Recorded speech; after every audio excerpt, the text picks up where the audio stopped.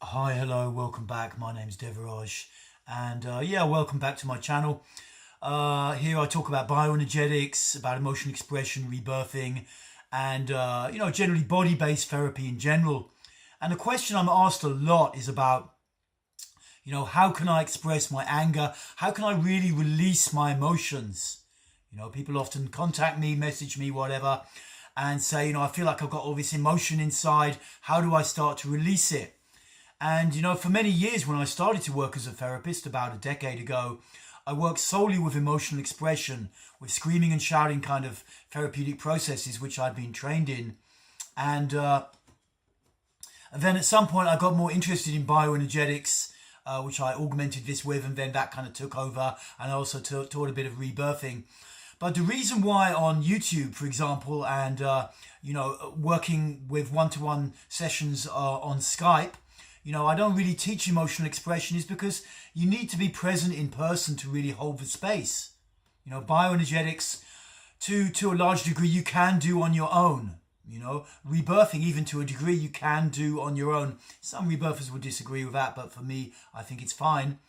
But emotional expression workshops, you really need to be with someone, ideally in a part of a group process, or certainly with a therapist who's experienced. And so for me, it never really felt right to start to really talk about emotional expression techniques and that kind of stuff on YouTube, because it wouldn't feel ethical for me to do that. And but I do, look around at what can people do? What can people do who really feel they've got a lot of pent-up emotion? Are there safe ways to really get into expression? We all hear about people who scream and shout in the car. I also don't think that's such a good idea. If you really hit heavy emotions, it's like your consciousness can shift for a while. It's not good while you're driving. But I've put out, you can check out in this series of videos. There are a couple of videos where I've gone into emotional expression, such as one on kicking and screaming, shouting and stuff, and bashing pillows. Good techniques to do that. And another one on something called the dragon's breath, which is a bioenergetic movement, but it's also got a level of emotional expression in it. But something else I want to reveal today is a technique that came up, and it's been around for centuries, but also it really came to the fore, so to speak, in the Osho world. Osho, or the Bhagwan as he was known back in the 780s, was a controversial Indian mystic, and he courted controversy and was known as a sex guru and all of this and that kind of thing.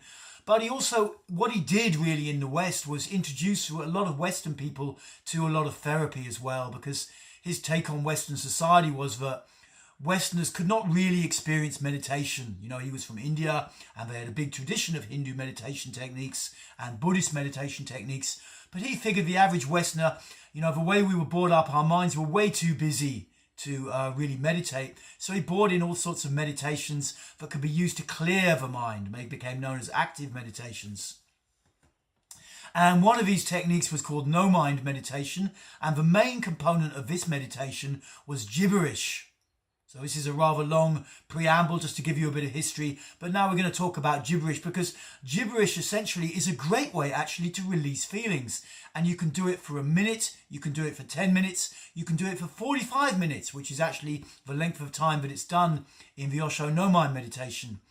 And all you really do is speak a language that makes no sense. A language that makes no sense whatsoever.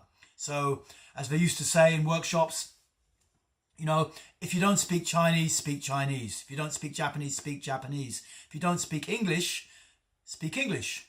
If you do speak Japanese, don't speak Japanese. And this is a way of just saying, you make up a language instinctively from inside you, and you just keep putting it out. So it might go a bit like if I feel into my inner gibberish at the moment, it goes, Lashni Mugabatish, Falabalaka, Balakarashna Badly, Badlikata Badalabe, Badlikata Baba, Baba Shnifigabala Dashnifidabudagala. So that's, nonsensical language. And you notice I'm using my body a bit and my hands, my gestures a bit like an Arab or an Italian. That's good when you do gibberish. Give it a try.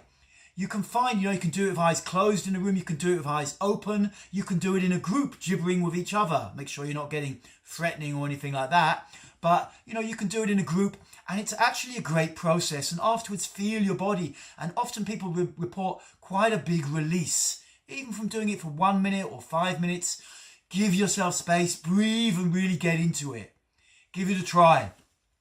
It's an excellent technique, and it's not well known really in therapy. You know, we all know somewhere what gibberish is and what gibber means. I think it comes from an Arabic word originally.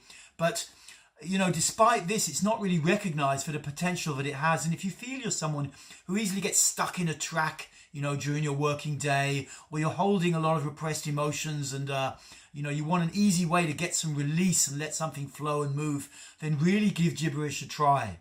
You know, set a time for doing it, like a time length, like, you know, okay, I'm going to do 5 minutes of gibberish, and make sure you complete. Don't let this comfort addicted mind come up with a lot of blah blah that keeps you away from it. You know, complete the 5 minutes. If you elect to do 10, 20, 30, 40 minutes, then complete that time. Because what will happen is, as we start to gibber, the shape of your awareness, so to speak, changes. And as that happens, stuff, emotions, stuff that's held in your system, and we all hold a lot down naturally, you know, it just goes on and on. It starts to come up, and defensive areas of the mind are activated to get you to stop gibbering. But if you just keep breathing, feeling your body and gibbering away, stuff will start to move. So it's very important that you make a time length that you're going to do it for, and make sure you complete. And when you are complete, you know, you can sit down, breathe and feel your body, or do a little bit of shaking, just something just to integrate and bring yourself back, maybe for a couple of minutes at least. Or if you've just done 45 minutes, maybe sit for 5-10 minutes is a good idea. Okay, so that's a little introduction to the gibberish technique, which can be used in therapy, and it's coming from Osho No Mind. If you like in the background to have some gibberish going on, you can look for the Osho No Mind download on iTunes or somewhere like that. I'll check it out and leave a link at the bottom if there is a link to it. It's not such a well-known Osho meditation. And that has got 45 minutes of gibberish that you can just play on your MP3 player in the background and just gibber along. Okay, guys?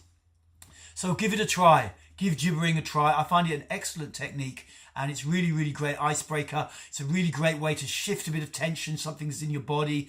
You feel tense going to a meeting. You feel tense meeting someone for the first time, like a love interest. You know, you feel tense about something. 5 minutes of gibbering usually frees you up and relaxes, takes the surface tension away. Okay, thank you for tuning in, and speak to you again soon. Bye for now.